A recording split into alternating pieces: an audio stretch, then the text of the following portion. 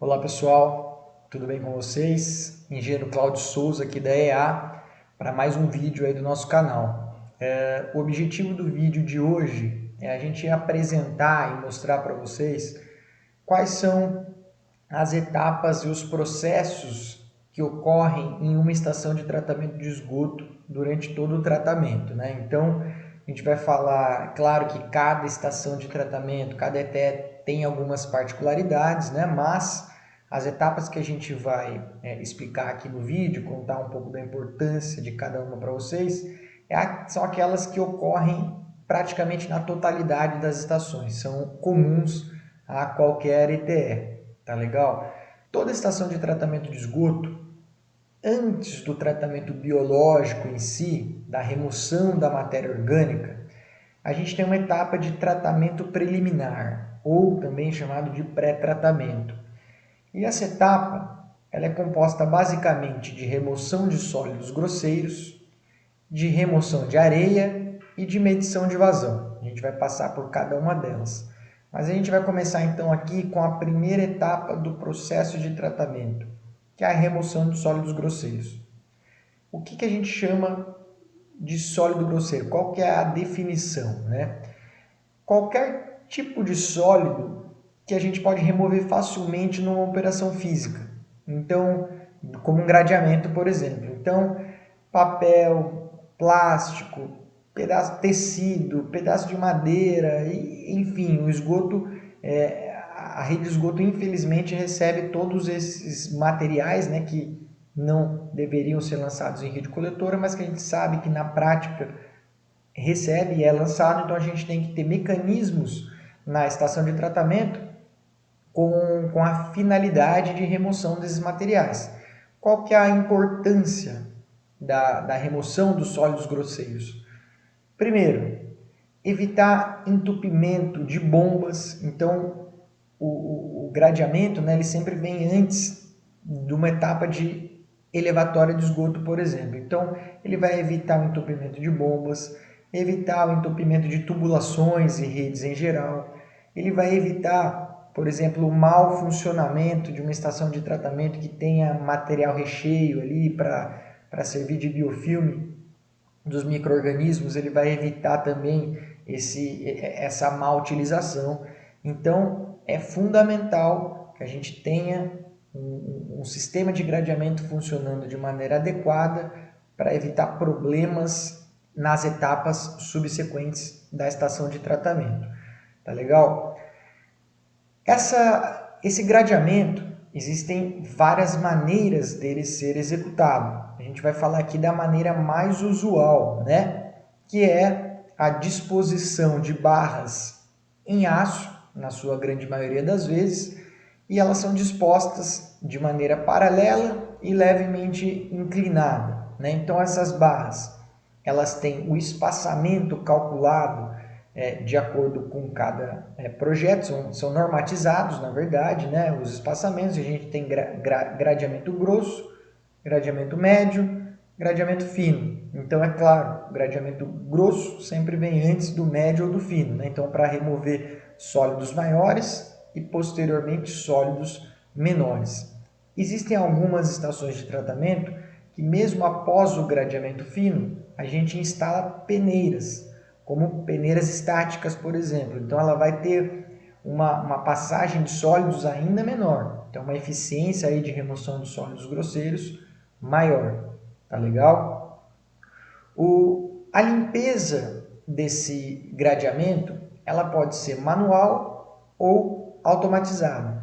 Isso vai depender basicamente da vazão da estação de tratamento.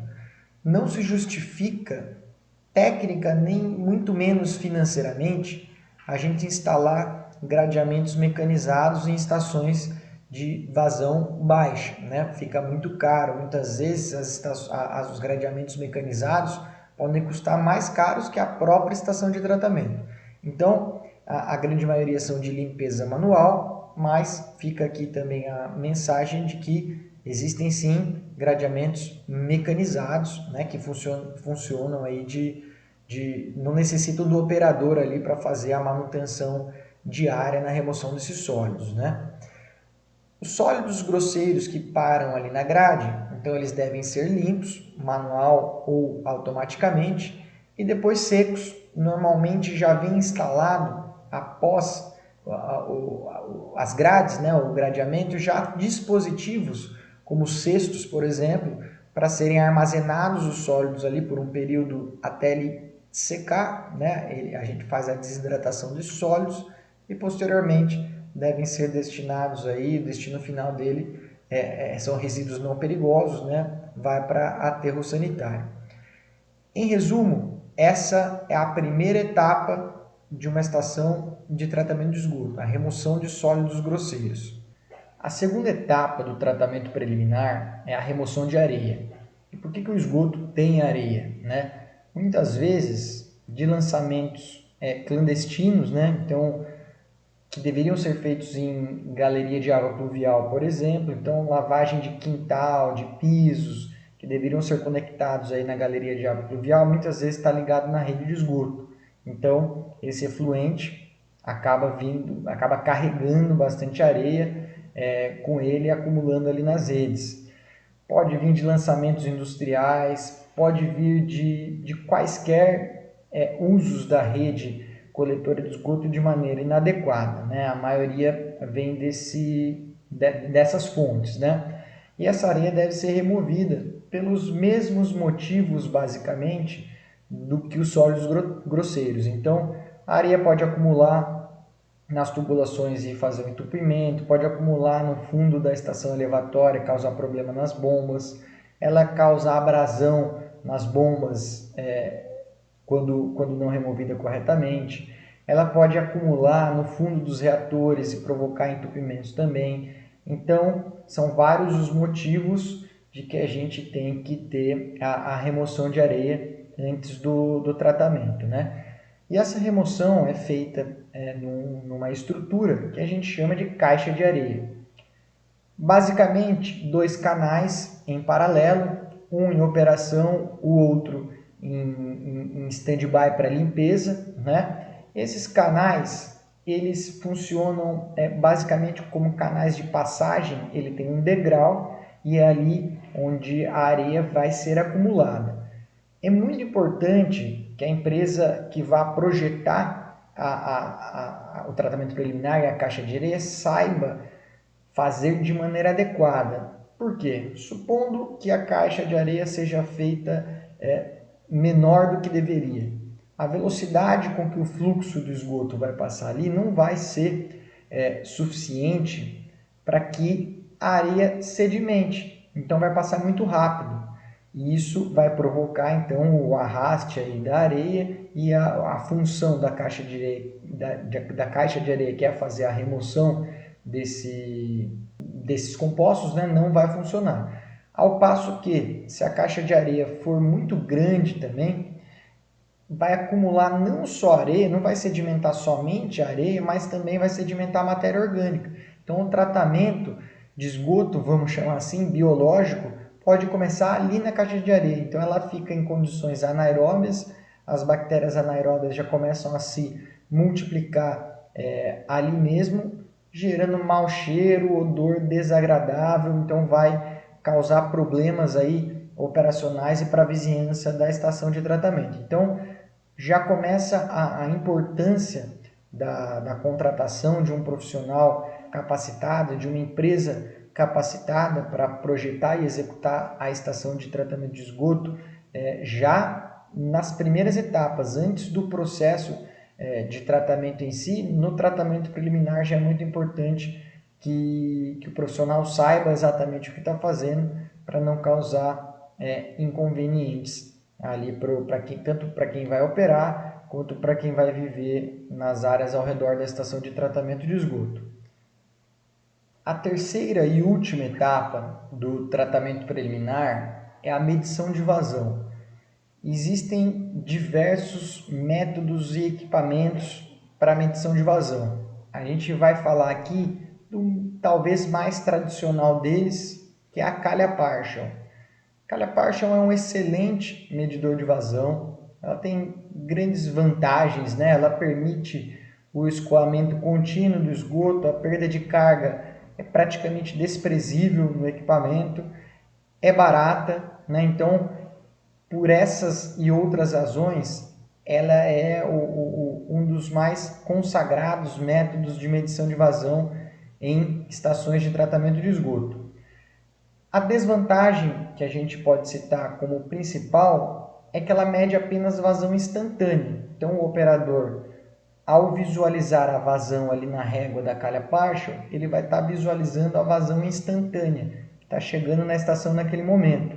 E muitas vezes, para análises técnicas mais aprofundadas e até por um histórico de dados, o interessante é a gente ter a vazão total, né? a medição da vazão diária como um todo. Para isso, a gente pode continuar utilizando a calha partial, mas instalar, por exemplo, na parte superior dela, um medidor ultrassônico de nível com um acumulador de dados. Então, ele vai medir ali durante todo o dia, as 24 horas, ele faz a medida do nível ali da calha partial, acumula esses dados, e aí você pode baixar e fazer as análises ou somente acompanhar, né, a operação da estação de tratamento de esgoto e a vazão correta ali que chega diariamente, né, na estação. Tá? Então você pode tanto instalar a calha partial para medição instantânea, como calha partial mais um medidor ultrassônico de nível e aí sim ter um medidor completo, né, que vai medir não somente a vazão instantânea, mas também vai acumular os dados. O esgoto sanitário doméstico ele também possui uma concentração significativa de gorduras. Então, óleos, graxas, lubrificantes, provenientes das casas das pessoas mesmo, então da cozinha, né, a utilização de óleos, manteiga, de restaurantes, né, que produzem uma quantidade maior, e também despejos industriais ali que acabam levando restos aí de lubrificantes que utilizam no processo, eles vão para o esgoto sanitário e o acúmulo dessas gorduras, por exemplo, em tubulações, em equipamentos, em reatores, na medida que ela seca, ela vira aquela escuma, ela pode quebrar estruturas, pode entupir, ela pode não impedir, mas prejudicar o tratamento biológico em determinadas concentrações. Então, é necessário que a gente tenha uma etapa na estação de tratamento de esgoto para remoção ou diminuição, né, redução da concentração de óleos e graxas, né, dessas gorduras.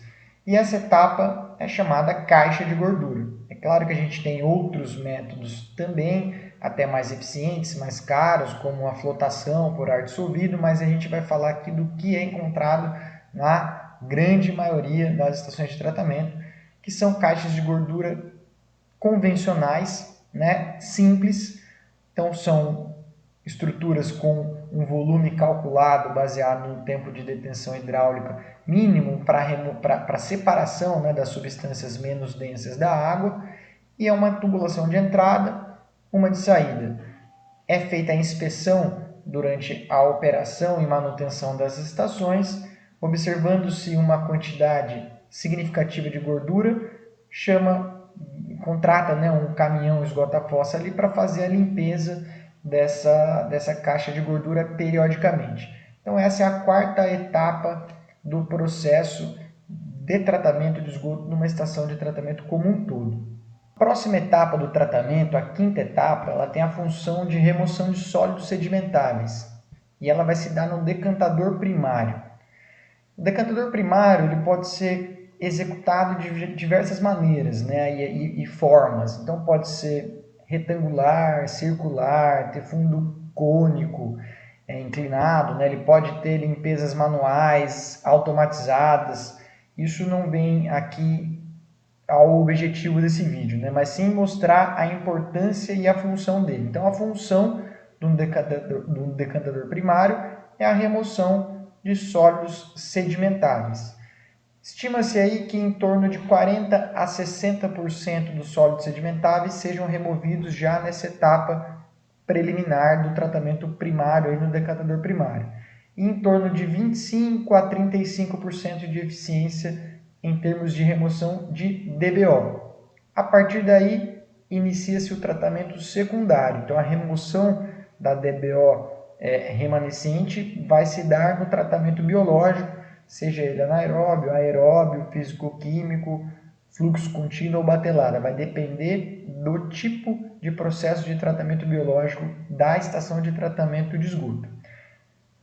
Aqui, a gente está tratando basicamente de estações de tratamento de esgoto compostas por reatores em fibra de vidro pré-fabricados. Esses reatores são altos, em sua maioria aí tem em torno de 6 metros de altura. Então é necessário que após essa etapa, todas essas 5 etapas que a gente comentou, seja feito o recalque do esgoto, ou seja, o bombeamento desse esgoto para o alto dos reatores. Esse bombeamento é feito por uma estação elevatória de esgoto. Ela é basicamente composta por um poço, pode ser executado em concreto ou em fibra de vidro, e no interior desse poço são instaladas as bombas submersíveis, uma reserva da outra, sempre 2 bombas. No caso de uma falhar, a gente já tem a outra bomba para entrar em funcionamento. Também existem elevatórias com bombas autoescorvantes, outros tipos de bomba que não, helicoidais, que não ficam imersas e submersas no esgoto. Mas a maioria das estações elevatórias são compostas por bombas submersíveis. Então, a etapa de estação elevatória, numa estação de tratamento do tipo compacta, composta por reatores, conforme a gente está conversando aqui, ela tem a função apenas de recalcar o esgoto tratado, bombear para o alto dos reatores para que o processo de tratamento se inicie efetivamente. A próxima etapa é a mais importante em uma estação de tratamento de esgoto. É o tratamento secundário, é onde efetivamente vai se dar a remoção de DBO, a redução de matéria orgânica ali feita pelos micro-organismos, né? Nesta aula de hoje, nesse vídeo, a gente não vai adentrar e explicar a fundo os processos de tratamento existentes. Só vou deixar claro para vocês que essa etapa mais importante, ela pode ser composta por reatores estritamente anaeróbios, como reatores UASB. Ela pode ser composta por reatores estritamente aeróbios, num sistema de lodos ativados, por exemplo. Ela pode ser composta por uma composição mista, vamos chamar assim. Então, reator UASB seguido de filtro aerado submerso aeróbio, por exemplo. Então, existem diversas configurações possíveis para a gente realizar o tratamento biológico e a redução da matéria orgânica.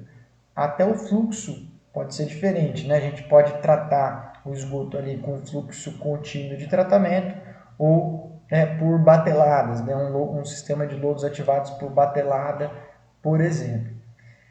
Esse tipo de tratamento ele vai ser definido de acordo com a destinação final do esgoto tratado. Então, qual a eficiência exigida por lei para que a gente esteja seguindo, né, todas as legislações vigentes para aprovação ambiental. Então, em alguns casos vão ser permitidas estações menos eficientes, então somente anaeróbias, por exemplo. Em outros casos, a gente vai precisar de estações anaeróbias seguidas de aeróbias e existem os casos onde, por exemplo, lançando o esgoto tratado num córrego pequeno, restritivo, a gente precise também fazer a remoção de nutrientes, ou seja, tratamento terciário. Nesse caso, são instaladas estruturas de pós-tratamento. Então, em sua maioria, tratamentos físico-químicos. Eles podem ser desde um polimento do tratamento para aumento da eficiência de remoção de DBO, como filtração de areia. Pode ser um polimento composto por filtração de areia e carvão ativado, aumentando assim ainda mais a eficiência, como pode ser necessário uma ETA completa, uma ETA que vai dar praticamente a característica de reuso, né, do esgoto tratado, mesmo que lançado aí no corpo receptor. Mas se for restritivo, para que a gente não promova o desenquadramento desse corpo d'água, pode ser necessário esse tratamento terciário, então uma ETA completa ali para remoção de fósforo, por exemplo. Então a gente tem inúmeros casos em que, para aprovação ambiental, foi necessária a instalação de um tratamento a nível terciário. A última etapa do processo de tratamento é a desinfecção. Então, ela tem o objetivo claro, né, de remoção de patógenos, de micro-organismos que possam provocar doenças, né? E essa desinfecção, ela pode ser feita tanto por cloração, então a dosagem ali de hipoclorito de sódio num clorador, que é calculado num tempo de detenção hidráulico normatizado, para que permita o contato do esgoto tratado ali com a solução de hipoclorito.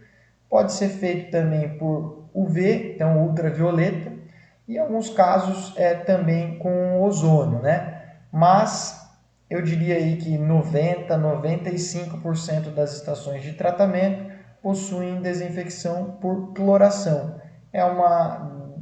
Desde a sua eficiência, né, para a desinfecção, que é excelente, e também pelos custos baixos, né, tanto de instalação quanto de operação. Ela é aí disparada como a solução de desinfecção de menor custo. Então, por isso também é a mais utilizada. Essas são as etapas desde o tratamento preliminar até a desinfecção que a maioria das estações de tratamento de esgoto são compostas. Também temos algumas outras unidades que vai ser o objetivo de uma aula específica. Por exemplo, tratamento e deságue de lodo, que é o resíduo de qualquer processo de tratamento de esgoto, né? Então a gente vai fazer um vídeo específico para isso, uma etapa que, apesar de estar dentro da estação de tratamento de esgoto, o lodo ser um resíduo em qualquer uma delas, ela não está voltada exclusivamente para a etapa de tratamento, né? Então a gente acabou aí deixando em separado para a gente fazer uma aula, um vídeo exclusivo das tecnologias de deságue e desidratação de lodo. Tá legal? Então é isso, o objetivo do vídeo de hoje era apresentar as etapas e os processos existentes em uma estação de tratamento de esgoto. Espero que tenham entendido, que tenha ficado mais claro aí para vocês a função, né, e a importância de cada uma dessas etapas. Quem não é inscrito no canal ainda, convido a se inscrever, que a gente está sempre postando conteúdos relacionados aí ao saneamento, principalmente estações de tratamento de esgoto compactas, né? Para quem não conhece também, a gente deixa o link aí na descrição do vídeo das nossas redes sociais, Instagram e Facebook. Também estamos sempre postando aí conteúdo relacionado ao saneamento e ETs compactas. E fico por aqui, espero que tenham gostado. Até a próxima!